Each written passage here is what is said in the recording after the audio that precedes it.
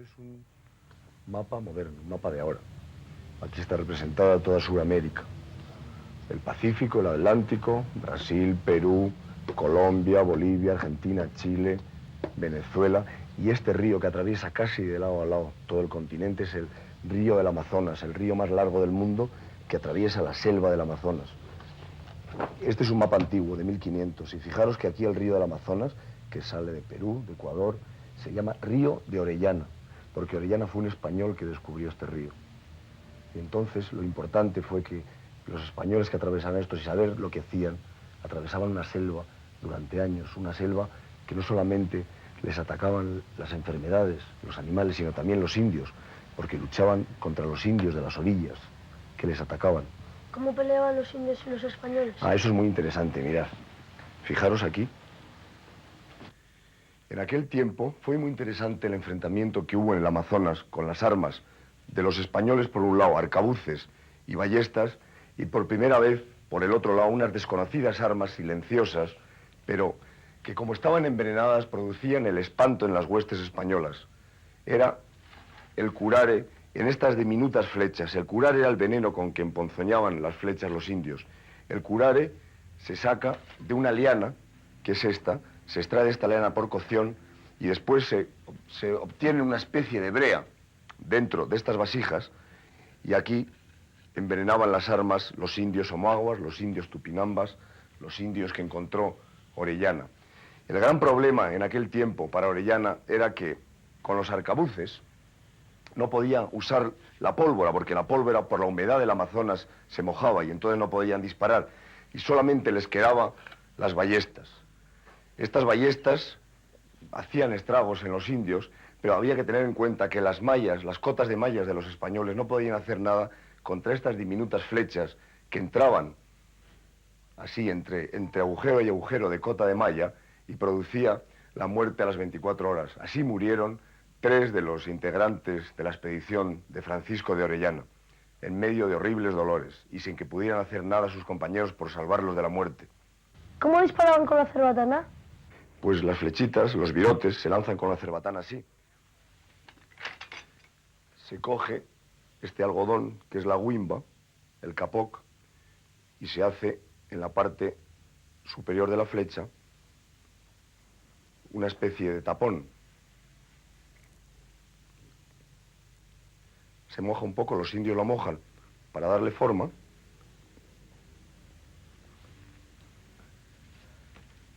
Se introduce la flecha envenenada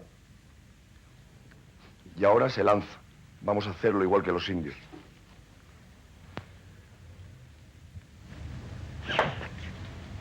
Disparaban y silenciosamente 80 metros, 90 metros podían hacer blanco. En cambio, las ballestas de los españoles hacían blanco, los buenos ballesteros, a 150 y hasta 200 metros. La ballesta es un poco, tiene su origen en el arco, tiene una cuerda de yute y una nuez donde con las gafas es este aparato que sirve para tensar la cuerda de la ballesta y colocarla en la nuez. Los españoles y todos los ballesteros de aquel tiempo lanzaban flechas pequeñas como estas que se ponían aquí en la nuez, esta nuez de hueso que, por cierto, los españoles, cuenta Carvajal en su diario, en su viaje por el Amazonas, perdieron una y después la encontraron en el estómago de un pez que pescaron. Entonces, esto era la única defensa que tenían. En el fondo eran arcos y flechas montados en ballestas, contra cerbatanas y contra la nueva arma que era el curare. ¿Y qué buscaban allí los españoles? Pues mira, en el Amazonas los españoles buscaban varias cosas. Primero querían que allá estaba el dorado. El dorado se llamaba así porque había oro. ¿Ves? Estas son pepitas de oro que encontramos en el Amazonas. Entonces, pepitas y unos collares. Y esto es oro. Y después allá también buscaban la canela. Gonzalo Pizarro y Orellana fueron en busca de la canela, que era un árbol que servía después para hacer condimentos, para hacer elixires, bebidas, y entonces tenía mucho valor en Europa. Y eso iban buscando allá. Oro y canela. Orellana fue a la selva para ver a las amazonas. ¿Y tú las viste? Sí, las hemos visto. Hemos visto esas mujeres indias, guerreras, que habló el padre Carvajal, pero mejor es que os empecemos a contar la historia. Mira. Toma, Sol.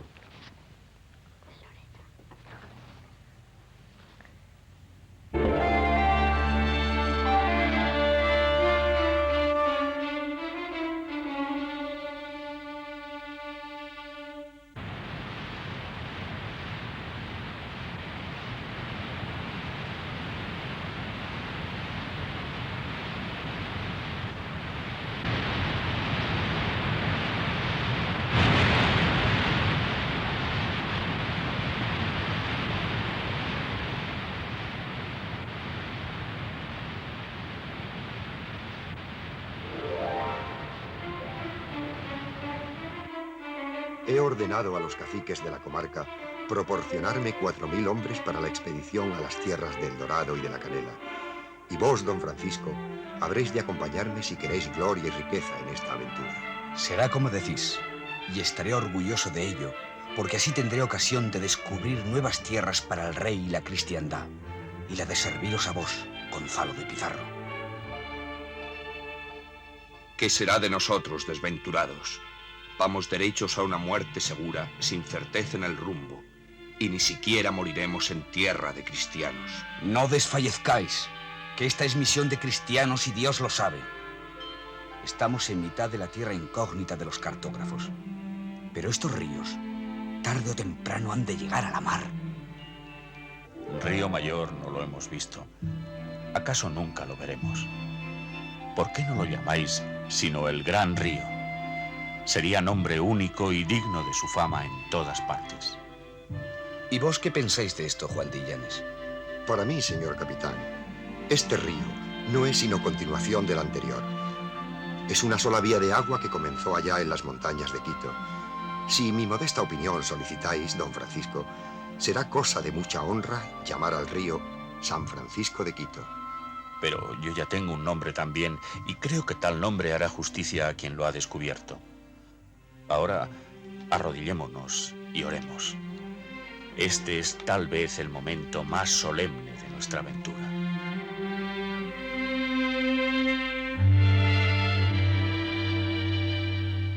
Es en 1592. Miguel Ángel remata su juicio final en la Capilla Sixtina y las tropas del emperador Carlos V se enfrentan al rey francés y al emperador turco.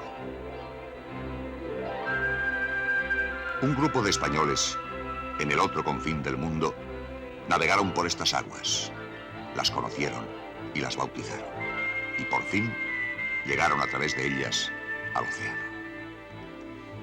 400 años después, sabemos que este río, el Amazonas, tiene un brazo de 6.200 kilómetros, los que ellos justamente recorrieron en 9 meses, y que a su caudal afluyen 200 ríos más, por lo que este es el más grande de todos los del universo, con 150 millones de metros cúbicos de agua en la desembocadura. Sabemos que llega a su pecho a los 300 kilómetros en algunos tramos y tiene una hondura de 1 centenar de metros. Y sabemos también que cuando suben las aguas del mar y se encuentran con las que bajan, la crecida con las lluvias de abril produce inundaciones catastróficas. Esto no lo sabían los 47 españoles, que junto con 2 portugueses, 4 indios quiteños y 2 negros, hicieron su recorrido en aquel tiempo. Para ellos, la geografía no era todavía una ciencia, sino una aventura de zozobra y de riesgo. Y medían esos datos que hoy poseemos en los libros con sus ojos, sus brazos y su sangre. Así, por estas aguas, no llegarían a saber que la Amazonía, donde se dice aún a los emigrantes, llora lo que quieras, pero no dejes de trabajar, tiene 7 millones de kilómetros cuadrados, y el valle del Amazonas, que se estrecha en Manus y los Andes, recoge en aluvión 1.000 millones de toneladas de tierra cada año. Pero ellos fueron los primeros en sentir la ilimitada sombra de las selvas vírgenes, los furos de las aguas, las islas deshabitadas, los chillidos de los pájaros multicolores, los caimanes o los peces torpedo, el paludismo y los castaños gigantes del Pará.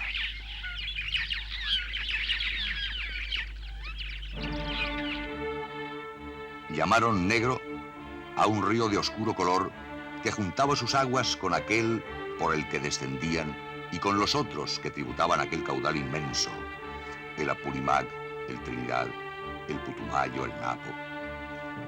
Y tanta confusión les causaban los límites mezclados que llamaron Maraña a aquella red de caminos, bautizando así al suyo como el Marañón, antes de llamarlo Amazonas, por aquellas mujeres altas y de cabellos largos que los hostigaban.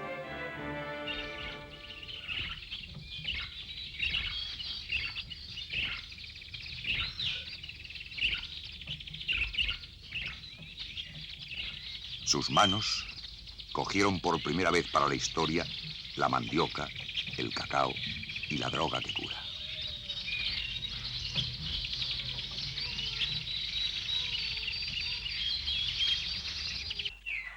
Se sintieron rechazados por los bosques impenetrables de Igapo y saludaban a las canoas de los indios, las montorias, los igarapés, unas veces con ballestas y arcabuces y otras con collares y risas.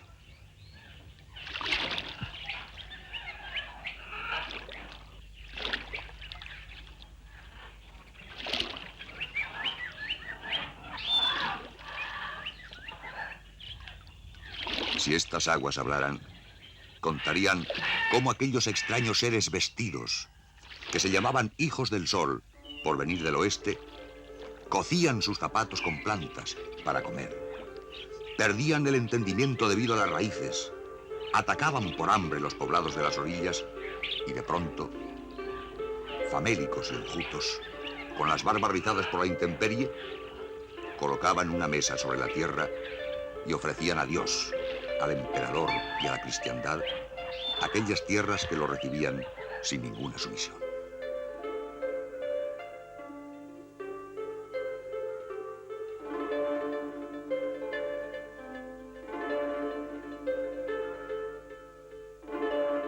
Yo os digo, hombres que me escucháis con asombro, ¿acaso oyéndome sin entenderme, que sois de mi estirpe y que entre vosotros y nosotros se tenderá un día un puente irrompible, una sangre común, profunda y ancha como este río? Y estas selvas y pájaros oirán también nuestras plegarias juntos, como ahora escuchan nuestro saludo de paz. Nosotros no somos dioses, sino hombres que venimos a hacer con vosotros un nuevo mundo.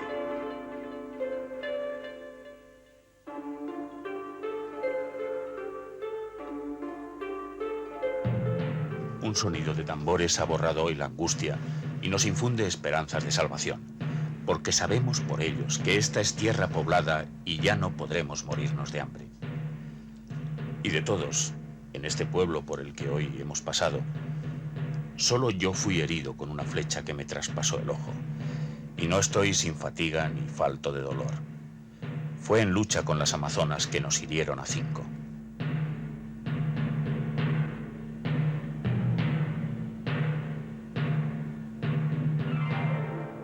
Una tierra hemos visto en los últimos días, tan fértil y natural como la de España.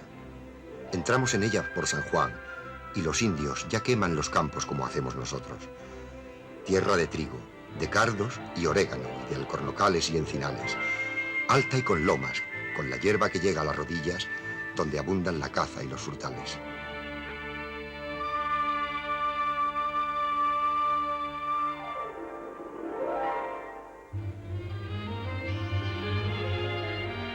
Y como nos vieran, salieron al río contra nosotros sobre 200 piraguas, con 20 o 30 indios cada una, todas muy lucidas y ataviadas. Venían con divisas, trompetas y tambores, y órganos que tañen con la boca, con tanto estruendo y grita, que estamos espantados. Nos cercaron, nos acometieron, pensando en llevarnos con ellos. Y solo los arcabuceros y los ballesteros, con esfuerzo, pudieron convencerles de que se alejaran. Después de Dios, las ballestas nos dieron la vida.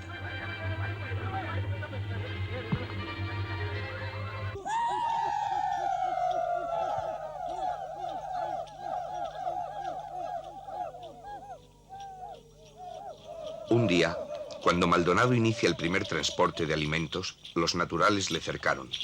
Venían en mayor número que la víspera y daban grandes alaridos. Algunos, con nuevas rodelas de cañas bravas, blandían lanzas hechas de concha de tortuga endurecida al fuego y otras de piedra. Maldonado peleó como bueno, caminando hasta el poblado donde se aprestaba Orellana, y con 12 españoles sostuvo a 2000 indios.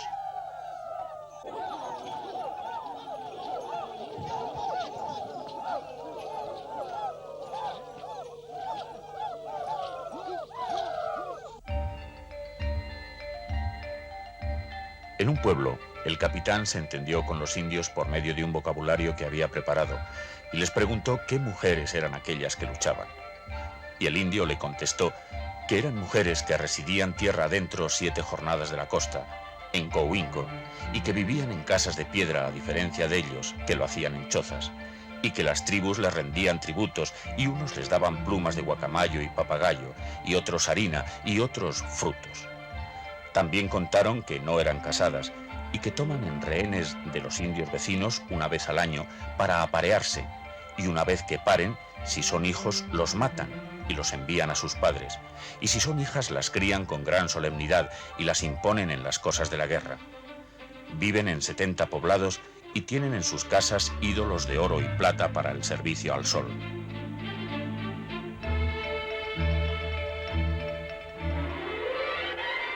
Este día nos metimos en un monte y holgamos el siguiente. Y otro día proseguimos nuestro viaje y no habíamos andado 4 leguas cuando vimos un río grande y poderoso, tanto o mayor que aquel por el que navegábamos. Y por eso le pusimos como nombre Río Grande. Una mañana vimos sobre un alto un hermoso poblado. Al parecer residencia de algún gran señor. Pero no pudimos entrar, pues está detrás de una isla cuya embocadura perdimos. En este pueblo había 7 picotas, y en ellas, clavadas, muchas cabezas de muertos, por lo que le pusimos a esta provincia por nombre de Las Picotas.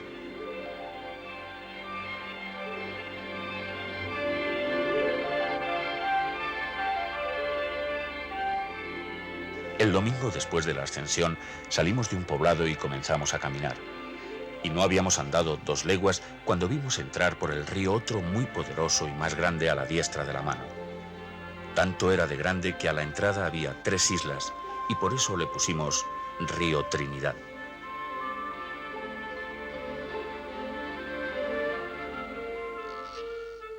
Y en otro lugar encontramos una casa de placer, dentro de la cual había mucha loza de diversas hechuras, así de tinajas como de cántaros muy grandes de más de 25 arrobas, y platos y escudillas y candeleros de la mejor loza, vidriada y esmaltada, de todos colores, y tan vivos que espantan, con dibujos y labrados como los romanos.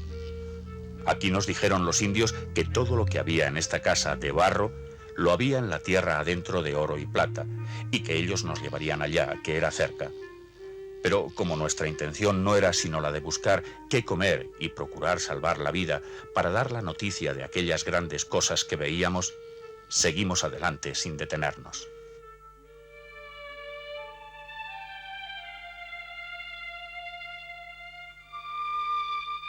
Así sucedió, a lo largo de los meses, que aquellos primeros sueños de Gonzalo de Pizarro, que convocó a Orellana para la gran expedición de ver el Dorado, el país de la canela y las Amazonas, se fueron trocando para Orellana y los suyos, al descender por el río, en otros sueños melancólicos de regreso. Regreso al mundo que creían perdido y en el que podían narrar aquellas aventuras maravillosas como la del país de los enanos, o la de las Amazonas, o la de aquella ocasión en que Orellana les mandó pernoctar atados arriba en los árboles para librarse, como así sucedió, de la gran grita y alarido de los indios atacantes. O para contar los sueños que les contó un indio que había visto sembrados de oro y de cómo se adentraron en unas islas y nunca más pudieron anclar durante el resto de la travesía en tierra firme.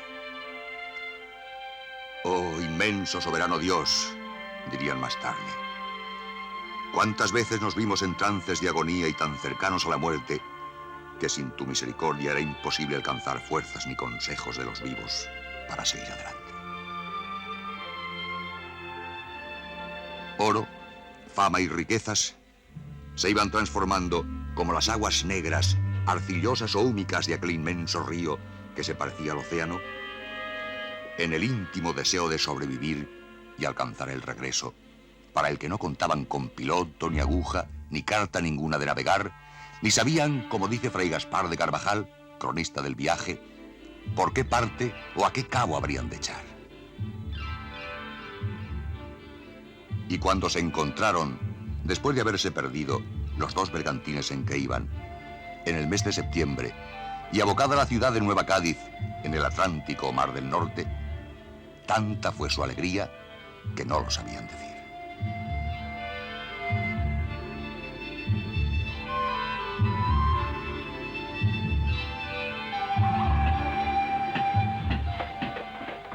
Porque navegaron en dos bergantines. El primero fue construido por Gonzalo de Pizarro y por Orellana en los Andes y a 130 leguas de Quito. Después de la visión raquítica del país de la canela y tras el encuentro de ambos para proseguir la expedición. Anduvieron juntos 20 leguas más y de pronto Pizarro decidió construir un barco al que pusieron de nombre San Pedro, patrono de los pescadores. Un barco estanco y recio con el que Orellana tendría que ir río abajo en busca de comida y en exploración del terreno para volver a los 4 días siguientes al Real de Pizarro y darle aliento. Y si no volviera, entonces Pizarro regresaría a Quito. Torpe de mí, señor capitán, decía un soldado a Orellana, que en mal hora creí la palabra de mi señor gobernador Pizarro y vine en busca de conquista para ahora verme de esta manera, vistiendo andrajos y comiendo raíces. Orellana se despidió de Pizarro para no verle más y se lanzó río abajo el 26 de diciembre de 1541. 8 días después, presionado por sus hombres y por la fuerza del río, decide continuar y olvidar la expedición de los que se habían quedado atrás. Pero el San Pedro, hecho con clavos de armaduras fundidas, con herramientas rudimentarias, con árboles mal desbastados, se había vuelto estrecho para la expedición, cuyos hombres tenían que maniobrar dentro y achicar el agua que entraba por las junturas. Era indispensable hacer un nuevo bergantín capaz de llegar a la mar. Y así, después de pasar por las tierras de Aparia, del cacique Irrimorran y de hacer vasallas a sus tribus, en 35 días construyeron la nave. El 1 de marzo, los 47 españoles firman un documento por el que declaran capitán único de la expedición a Orellana y la independencia de este para servir al rey por su cuenta, sin depender de Pizarro. Y el 24 de abril, 4 meses después de su salida de los Andes, pusieron a flote la nave. ¿Acaso vos mismo estéis pensando en otro nombre del bergantín que ha de llevarnos, Dios mediante, a una libertad victoriosa de este cautiverio? Victoriosa, buen fray Gonzalo, es la palabra. Llamaremos al bergantín el Victoria, como llamó Magallanes a su nave. Mozo trujillano os conocí, capitán, allá en Extremadura, y me prometisteis ser descubridor antes que conquistador. El nombre de Victoria es de nao descubridora. De esta manera, en los dos bergantines prosiguieron. Desde ellos, días después, vieron asombrados cómo unos indios, en una de las orillas del río, con medio cuerpo dentro del agua, estaban abstraídos en la tarea de lavador.